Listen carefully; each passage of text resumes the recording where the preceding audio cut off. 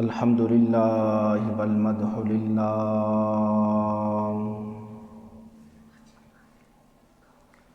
الحمد للہ والعظمت للہ،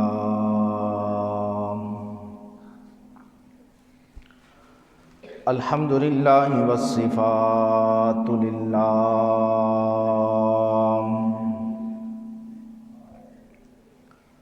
الحمد للہ والہیبۃ للہ،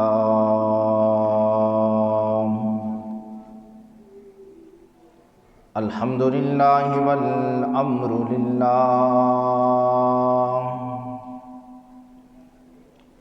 الحمد للہ والصفات للہ،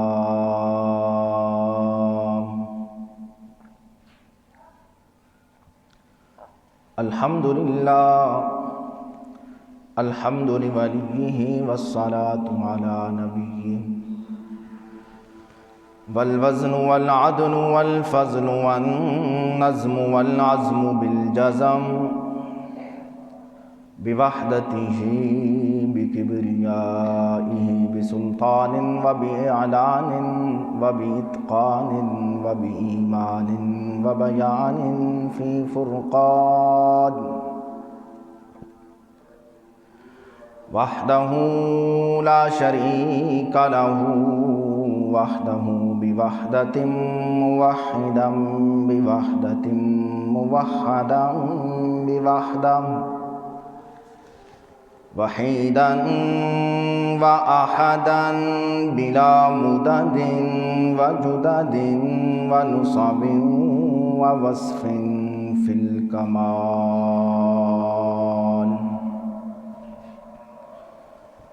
لا شریک لہ ولا نظیر لہ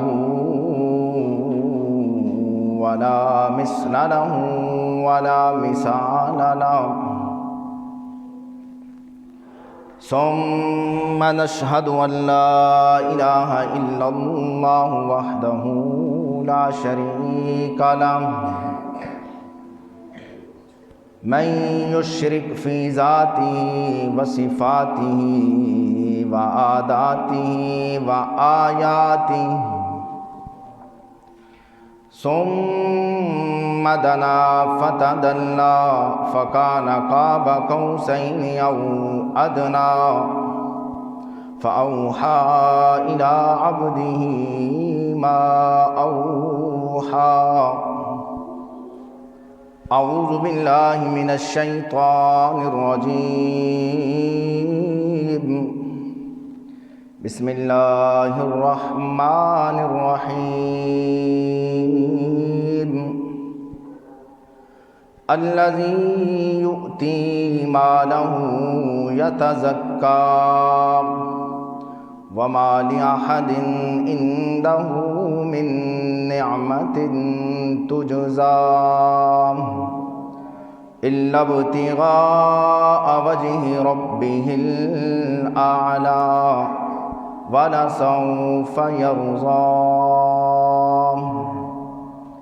قال النبي صلى الله عليه وسلم، یا ابا بکر انت فی صاحبی علی الحوض وصاحبی فی الغار، صدق اللہ مولانا العظیم وصدق رسوله النبی الکریم، ونحن على ذلك لمن الشاهدين والشاكرين والحمد لله رب العالمين۔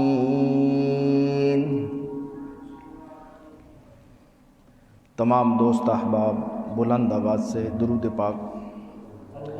اللہم صل علی محمد وعلی آل محمد کما صلیت علی ابراہیم وعلی آل ابراہیم انک حمید مجید، اللہم بارک علی محمد وعلی آل محمد كما باركت على إبراهيم وعلى آل إبراهيم إنك حميد مجيد.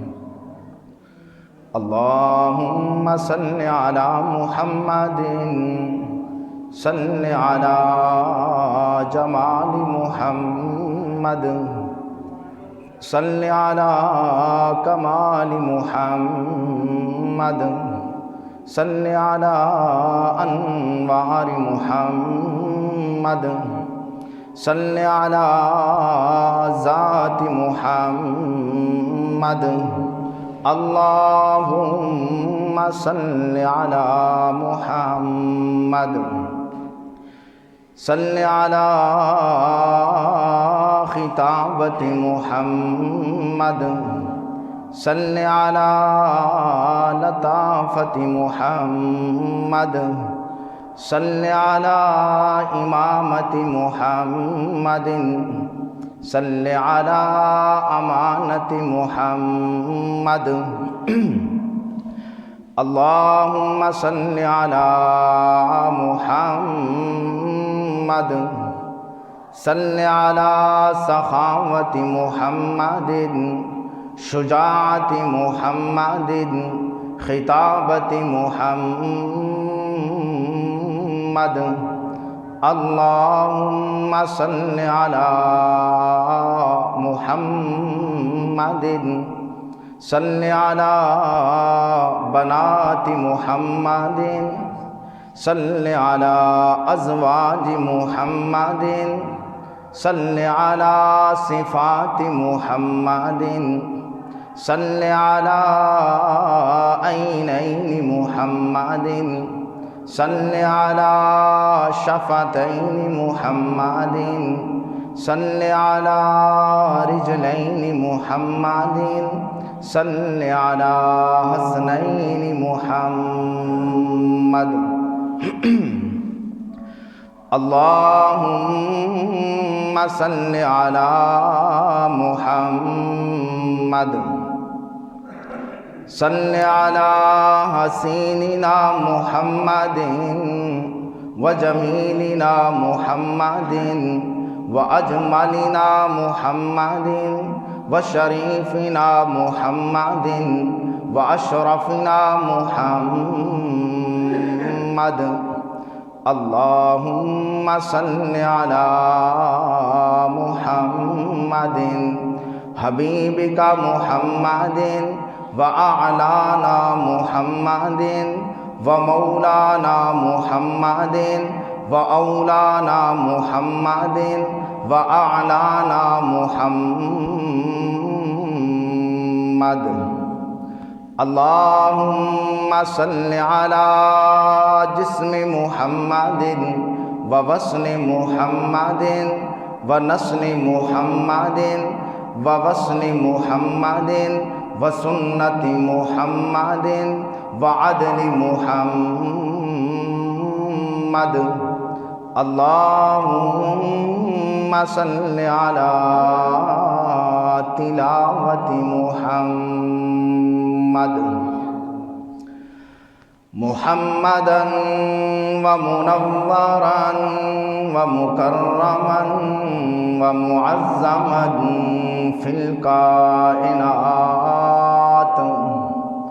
اللهم صل على رحمة محمد، حكم حكمة محمد، وفضيلة محمد، وشريعة محمد، ونصيحة محمد. ورحيمنا وكريمنا وعليمنا وأبصرنا وأكبرنا على محمد. اللهم صل على جمال محمد، كمال محمد، وإكمال محمد. اللهم صل على بطن ظهر محمد، ظهر عصر عشاء فجر محمد. اللهم صل على محمد جماعة محمد رفيق محمد وصديق محمد.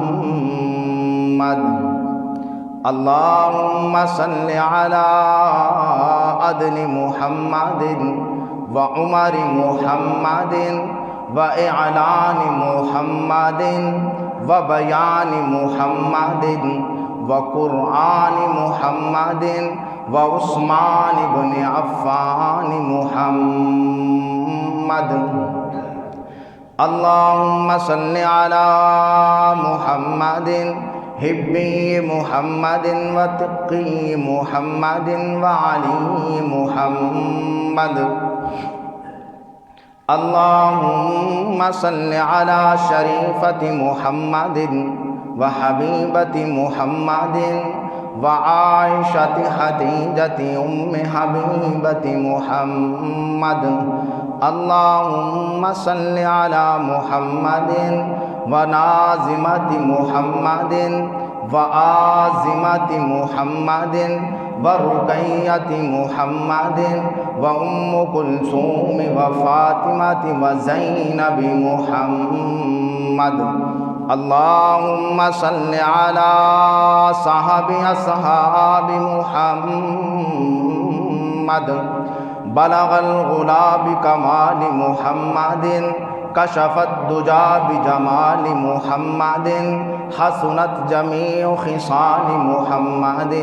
صلوا عليه وآل محمد.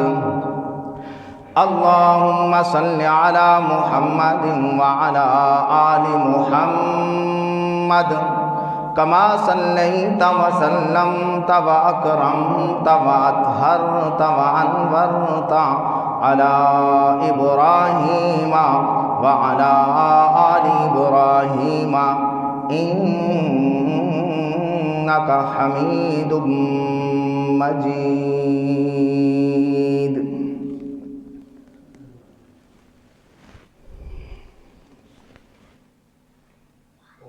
سپیکر پہلے ہی بند کر دیتا. انتہائی واجب الاحترام قابل صد احترام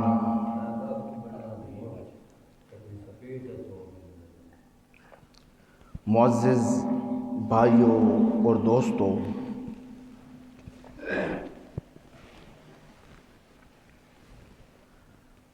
آج کی خطبہ جمعۃ المبارک کی گفتگو مختصر وقت میں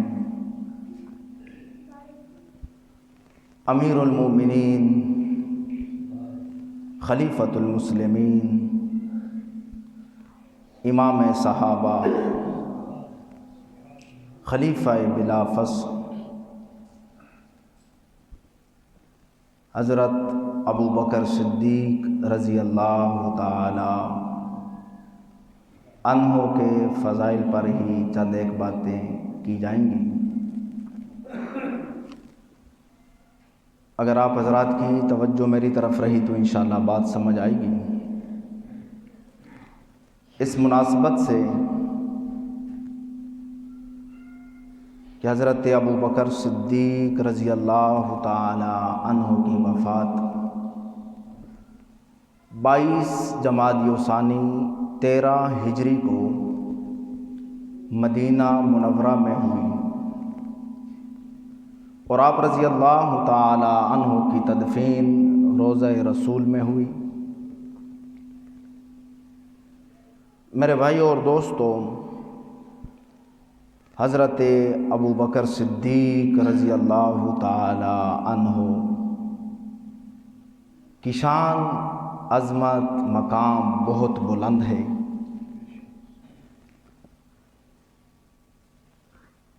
میں نے آپ حضرات کے سامنے قرآن کریم میں سے چند ایک آیتیں تلاوت کی ہیں، جن آیتوں کے اندر پروردگار عالم نے ارشاد فرمایا کہ جس کسی نے اللہ کے راستے پر اپنے مال کو پاک کرنے کے لیے دیا، جس کسی نے اللہ کے راستے پر اپنے مال کو پاک کرنے کے لیے دیا، فرمایا الذی یؤتی مالہ یتزکا، اپنے مال کو پاک کرنے کے لیے جس نے اللہ کے راستے میں دے دیا، جس کے دل کے اندر دکھلاوا ریاکاری نہیں تھی بلکہ خالصتاً اللہ کی رضا تھی۔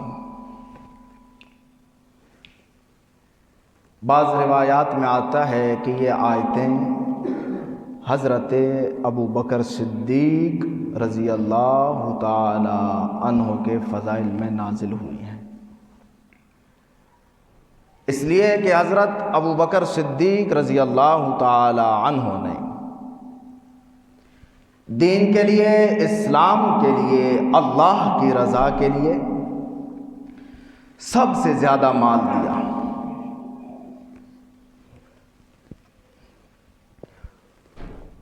فرمایا وَمَا لِأَحَدٍ عِندَهُ مِن نِعْمَةٍ تُجْزَىٰ،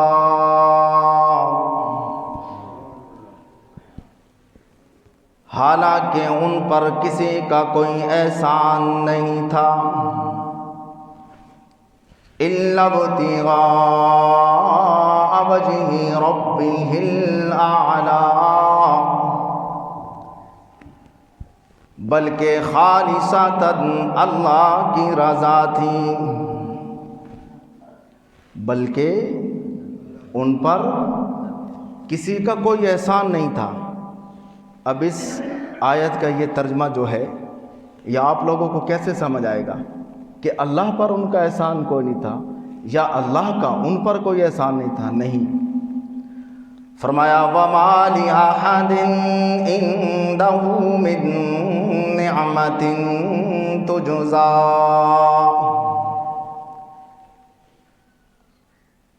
حالانکہ ان پر کسی کا کوئی احسان نہیں تھا۔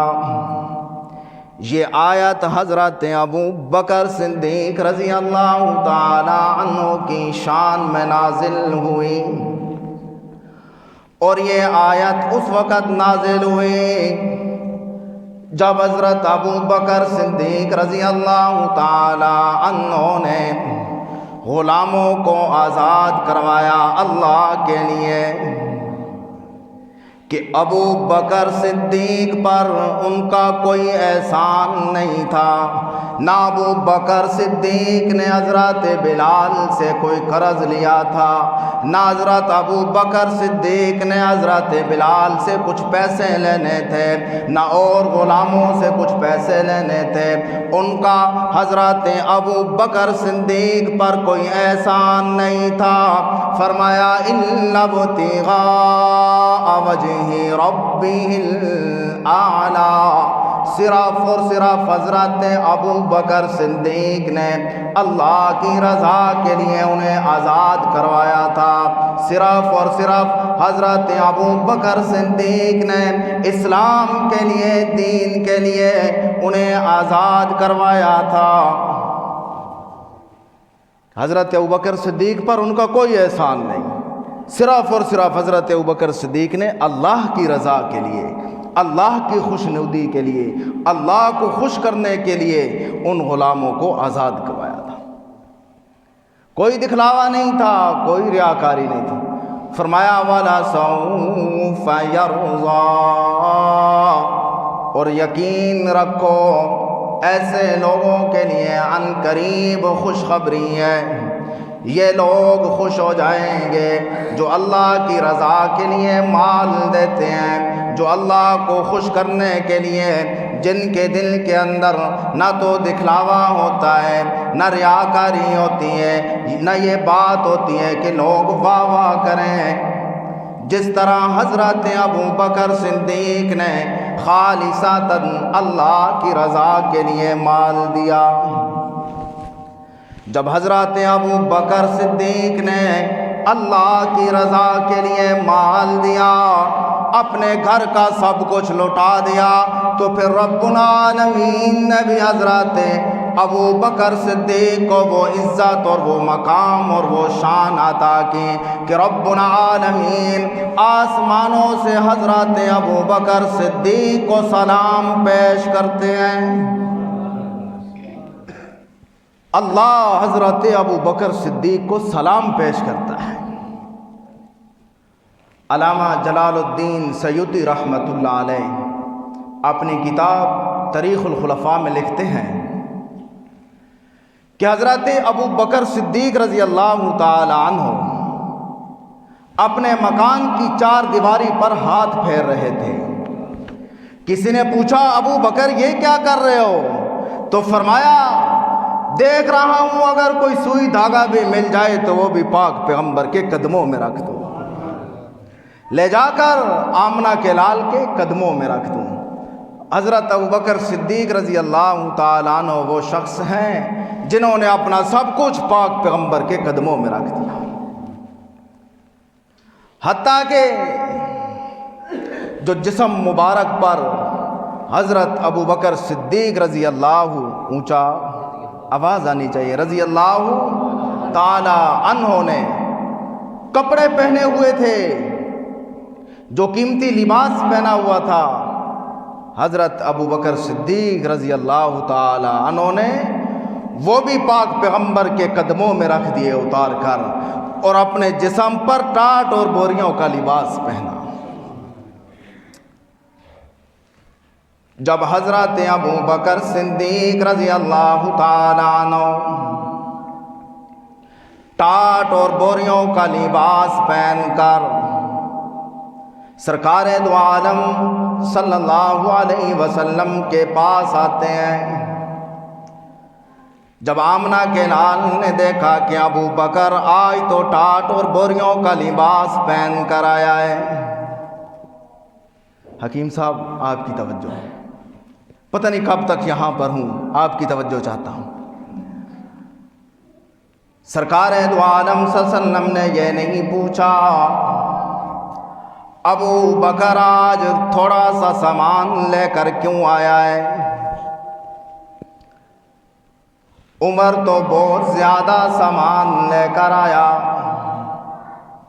حضرت عثمان تو بڑا سامان لے کر آئے ہیں، حضرت علی اور دوسرے صحابہ تو بہت زیادہ سامان لے کر آئے ہیں، ابو بکر آج تو تھوڑا سا سامان لے کر کیوں آیا ہے؟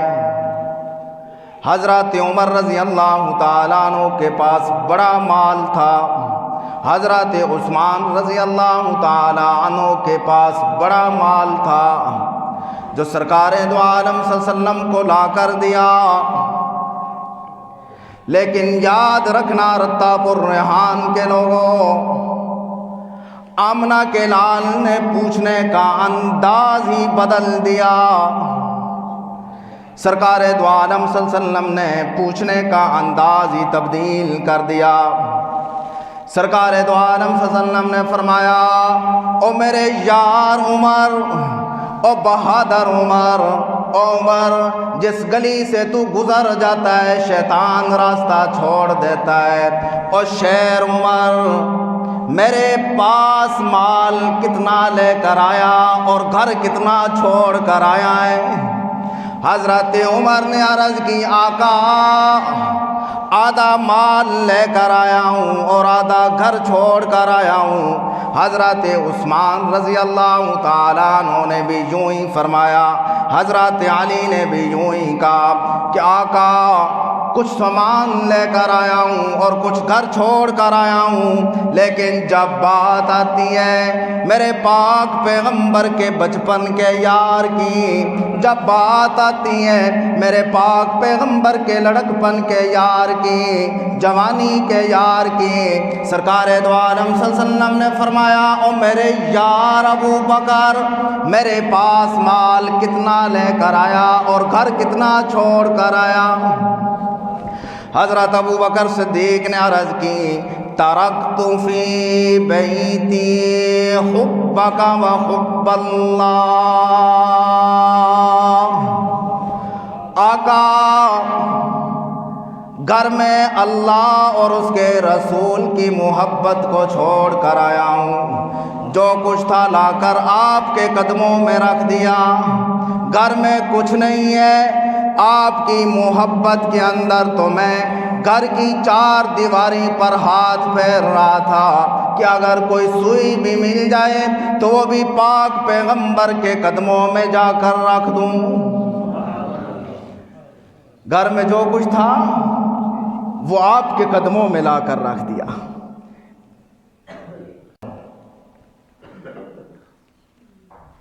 علامہ جلال الدین سیوطی رحمۃ اللہ علیہ لکھتے ہیں کہ آسمانوں سے جبرائیل علیہ السلام اتر کر آئے اور آقا کو سلام پیش کیا۔ سرکار دو عالم صلی اللہ علیہ وسلم نے پوچھا، او جبرائیل آج تو اس حالت میں کیسے آیا؟ جبرائیل علیہ السلام جب آسمانوں سے اترتے ہیں تو جبرائیل علیہ السلام کے جسم پر بھی ٹاٹ کا لباس۔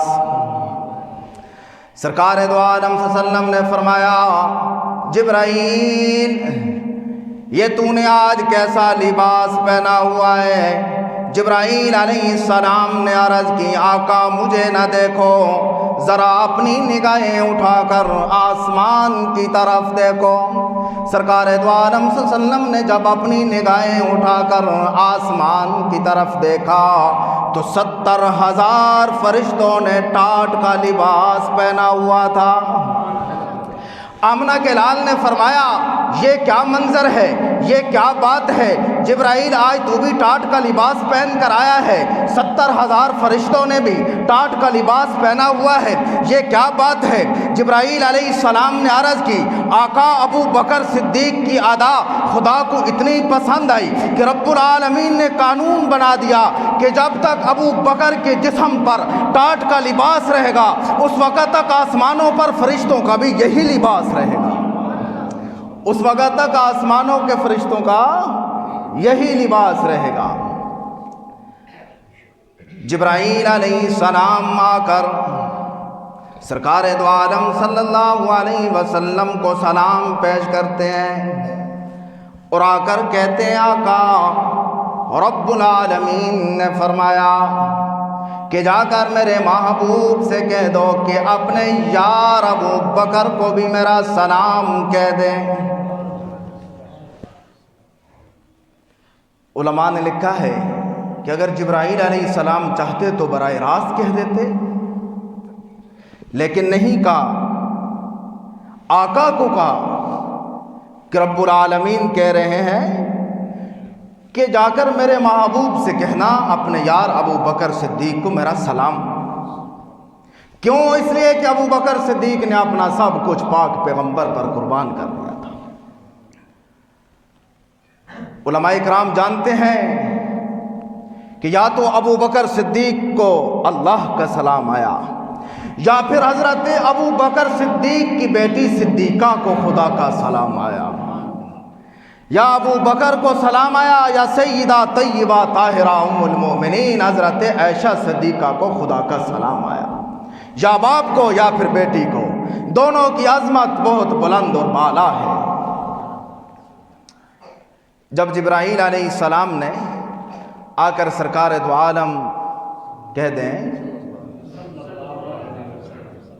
صلی اللہ علیہ وسلم کو آ کر یہ کہا، عرض کی کہ اللہ ابو بکر صدیق کو سلام کر رہا ہے اور اللہ یہ پوچھ رہا ہے کہ اے میرے آقا ابو بکر سے یہ پوچھو کہ اب تو جس حال میں بیٹھا ہوا ہے اللہ پوچھ رہا ہے کیا تو مجھ پہ راضی ہے؟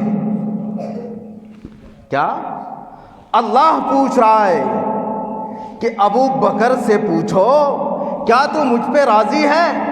اس وقت حال کیا ہے حضرت ابو بکر صدیق کا؟ ٹاٹ کا لباس پہنا ہوا ہے۔ قربان جاؤں ابو بکر صدیق آپ کی عظمت پر آپ کی شان پر، آپ کی رفعت پر، آپ کی بلندی پر، یوں تو رب العالمین نے سارے صحابہ سے کہا رضی اللہ عنہم ورضوا عنہ ذالک لمن خشی ربہ، کہ میں تمام صحابہ سے راضی ہو گیا، ابو بکر سے بھی خدا راضی ہو گیا، عمر سے بھی خدا راضی ہو گیا۔ کیا رب العالمین نے قرآن کریم میں فرمایا کہ میں تمام صحابہ سے راضی ہو گیا، لیکن قربان جاؤں ابو بکر صدیق آپ کی عظمت پر، آپ کی شان پر اکیلا ابو بکر ہے جس سے خدا پوچھتا ہے کہ تو مجھ سے راضی ہے؟ کہ ابو بکر سے پوچھو کہ ابو بکر تو مجھ سے راضی ہے؟ سب صحابہ سے خدا نے کہا میں راضی، ابو بکر وہ ہے جس سے خدا نے پوچھا کہ تو مجھ سے راضی ہے ابو بکر؟ حضرت ابو بکر صدیق رضی اللہ تعالی عنہ نے کہا آقا جبرائیل سے کہو اللہ کو میرا بھی سلام کہہ دینا، اور اللہ سے کہنا ابو بکر کہہ رہا ہے کہ ابھی کم آزمایا ہے، ابو بکر تیار ہے، اگر اور بھی امتحان لینا ہے تو ابو بکر حاضر ہے۔ یہ حضرت ابو بکر صدیق رضی اللہ تعالی عنہ کی شان اور عظمت اور مقام ہے۔ سب کچھ لٹا کر بھی کیا کہہ رہے ہیں؟ اللہ میں ابھی حاضر ہوں اور آزما۔ پانی درود پاک۔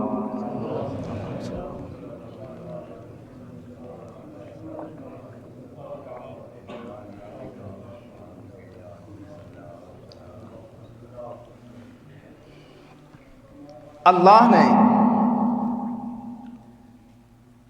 اپنے یار خلیل اللہ کا بھی امتحان لیا، بڑے امتحان لیے۔ حضرت ابراہیم علیہ السلام بھی ہر امتحان میں کامیاب ہوئے، اور اللہ نے اپنے نبی کے یار ابو بکر صدیق کے بھی امتحان لیے، ابو بکر صدیق بھی ہر امتحان میں کامیاب ہوئے۔ رب العالمین نے اپنے خلیل حضرت ابراہیم علیہ السلام کا امتحان لیا کہ اے میرے یار ابراہیم جان پیش کرنا، جان کا امتحان، پہلا امتحان۔ اے میرے خلیل، اے میرے دوست جان پیش کر۔ حضرت ابراہیم علیہ السلام نے جان پیش کر دی نار کے اندر، آگ کے اندر، کہ اے میرے پروردگار میری جان حاضر ہے۔ پھر رب العالمین نے حضرت ابراہیم علیہ السلام اپنے یار خلیل اللہ کی مدد کی، اپنی نصرت اتار دی۔ قرآن کریم کے اندر فرمایا قُلْنَا يَا نَارُ كُونِي بَرْدًا وَسَلَامًا عَلَىٰ إِبْرَاهِيمَ۔ ترجمے کا وقت نہیں، کیا فرمایا؟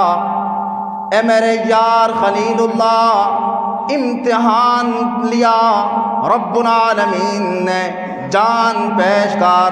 حضرت ابراہیم علیہ السلام نے جان پیش کر دی نار کے اندر، آگ کے اندر۔ ادھر سرکار دو عالم صلی اللہ علیہ وسلم نے بھی اپنے یار صدیق اکبر کا امتحان لیا۔ اے میرے یار ابو بکر جان پیش کرنا۔ ابو بکر نے غار کے اندر جان پیش کر دی۔ آقا میری جان ناظر ہے۔ یہاں بھی قرآن کریم کے اندر رب العالمین نے نصرت اپنی نازل کی، اور حضرت ابو بکر صدیق اور سرکار دو عالم صلی اللہ علیہ وسلم کا تذکرہ قرآن کریم کے اندر فرمایا الا تنصروا فقد نصرہ اللہ اذ اخرجہ الذین کفروا ثانی اثنین اذ ہما فی الغار اذ یقول لصاحبہ لا تحزن ان ان اللہ معنا، وہاں بھی رب العالمین نے حفاظت کی حضرت ابراہیم علیہ السلام کی، اور یہاں بھی غار کے اندر رب العالمین نے حضرت ابو بکر صدیق اور اپنے یار کی حفاظت کی۔ رب العالمین کا یار ابراہیم خلیل اللہ بھی امتحان میں کامیاب ہوا کہ نہیں؟ اونچی آواز سے کامیاب ہوا۔ اور یہاں سرکار دو عالم صلی اللہ علیہ وسلم کا یار ابو بکر صدیق بھی امتحان میں کامیاب۔ یہ پہلا امتحان تھا۔ دوسرا امتحان، رب العالمین نے اپنے یار خلیل اللہ سے کہا، او میرے یار مال پیش کرنا۔ حضرت ابراہیم علیہ السلام نے مہمانوں کے لیے مال پیش کر دیا، مال کی قربانی دے دی۔ اور ادھر سرکار دو عالم صلی اللہ علیہ وسلم نے اپنے صدیق سے کہا، ابو بکر مال پیش کرنا۔ ابو بکر صدیق نے سب کچھ اٹھا کر پاک پیغمبر کے قدموں میں رکھ دیا۔ رب العالمین کا یار بھی کامیاب ہوا، سرکار دو عالم صلی اللہ علیہ وسلم کا یار بھی کامیاب ہوا۔ تیسرا امتحان، رب العالمین نے اپنے خلیل سے کہا، اے میرے یار خلیل اللہ وطن کی قربانی پیش کر۔ کس کی؟ وطن کی قربانی پیش کرنا۔ حضرت ابراہیم خلیل اللہ نے اپنا وطن چھوڑ کر اپنا وطن بابل چھوڑ کر مکہ میں آ گئے، اور ادھر سرکار دو عالم صلی اللہ علیہ وسلم نے فرمایا، ابو بکر وطن کی قربانی پیش کرنا۔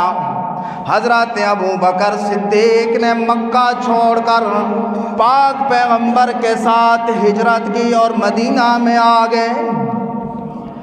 رب العالمین کا خلیل بھی امتحان میں کامیاب، اور ادھر سرکار دو عالم صلی اللہ علیہ وسلم کا صدیق بھی امتحان میں کامیاب۔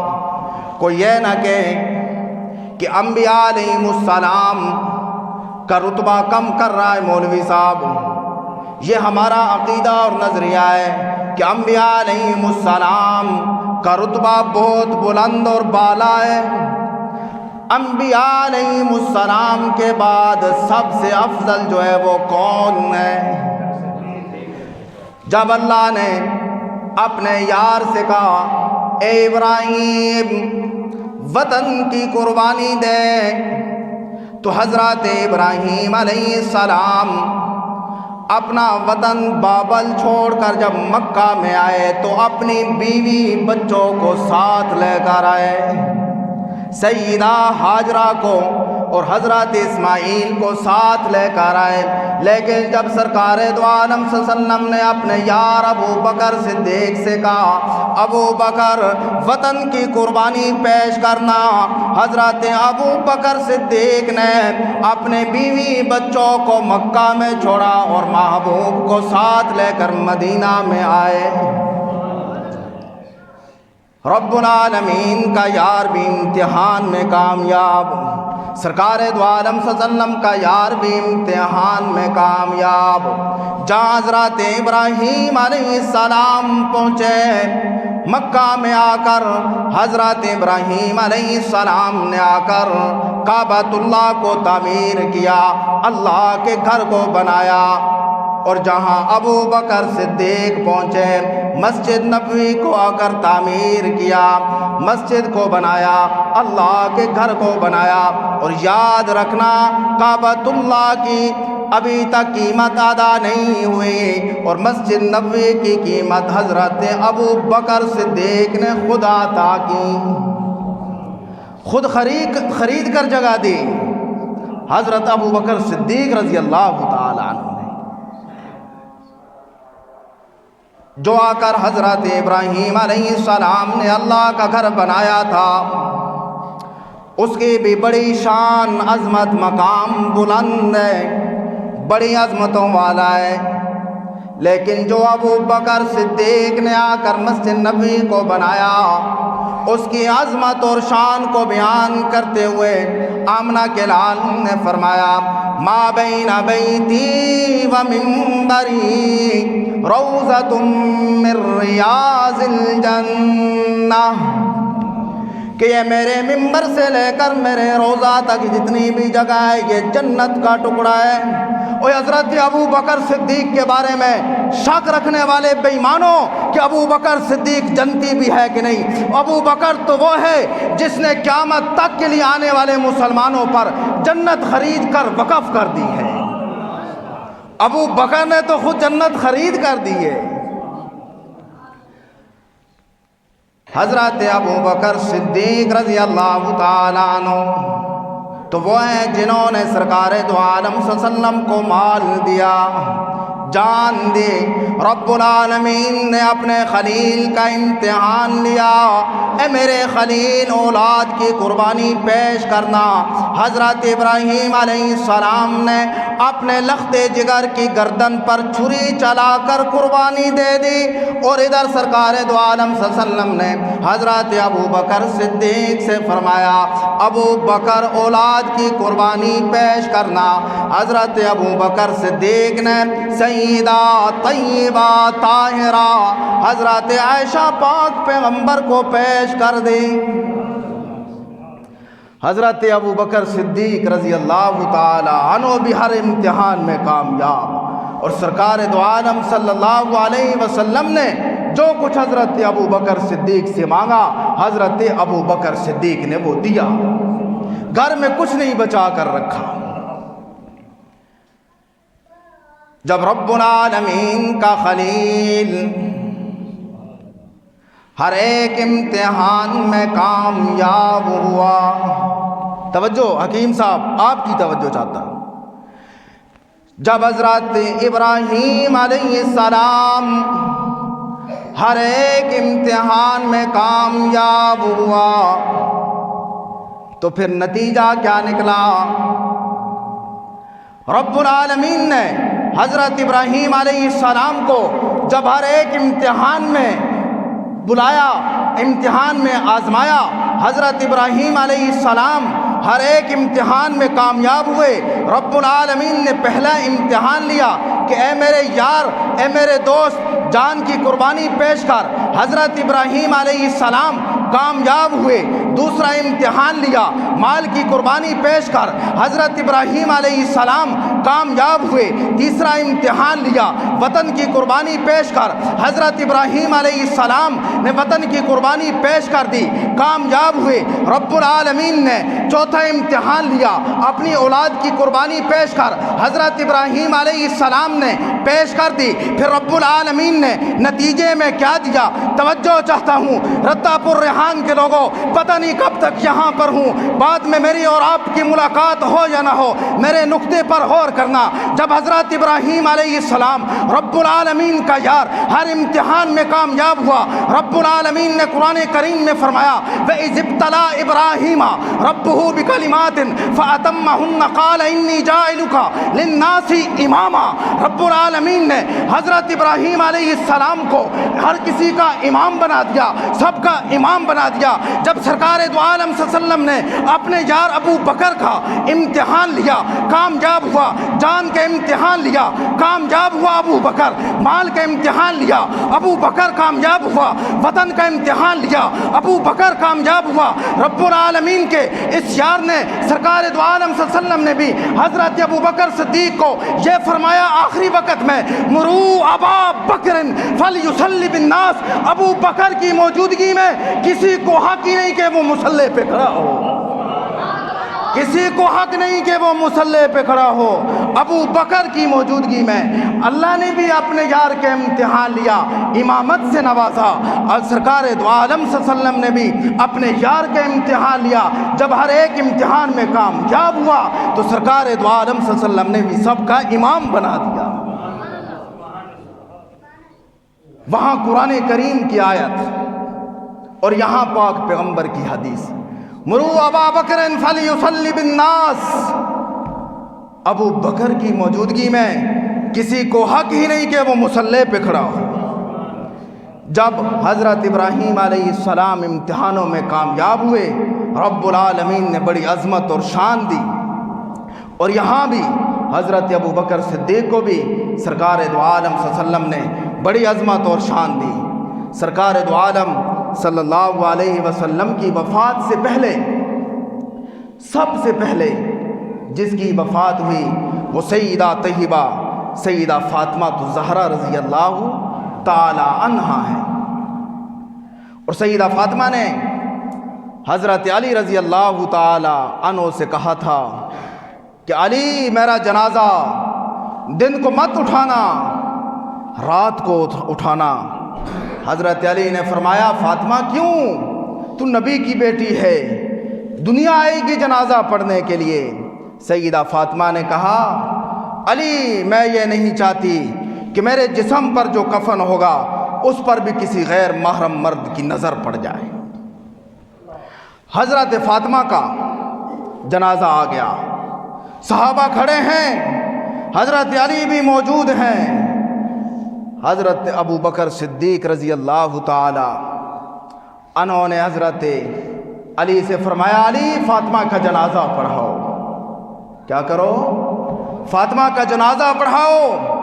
حضرت علی نے عرض کی امیر المومنین ہرگز نہیں، میں نے آقا سے یہ فرمان سن رکھا ہے کہ جہاں پر ابو بکر موجود ہو کسی اور کو اجازت نہیں کہ وہ مصلی پر کھڑے ہو، ابو بکر جنازہ فاطمہ کا آپ پڑھائیں گے۔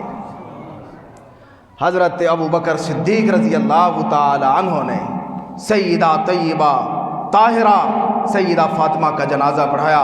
آپس میں پیار، محبت اور الفت تھی۔ صحابہ رضی اللہ تعالی عنہ میں اختلاف نہیں تھا۔ ہمیں بھی چاہیے کہ ہم صحابہ رضی اللہ تعالی عنہ کی آپس میں محبت، پیار لوگوں کے سامنے پیش کریں، اختلاف نہیں، کیونکہ قرآن کریم کا فیصلہ ہے۔ فرمایا محمد الرسول اللہ والذین معہ اشداء علی الکفار رحماء بینہم۔ صحابہ آپس میں بھائی بھائی ہیں، رحم دل ہیں اور کافروں کے لیے سخت ہے۔ اللہ تعالیٰ سے دعا ہے کہ اللہ تعالیٰ ہم سب کو صحابہ رضی اللہ تعالیٰ عنہ سے سچی محبت اور پیار کرنے کی توفیق عطا فرمائے۔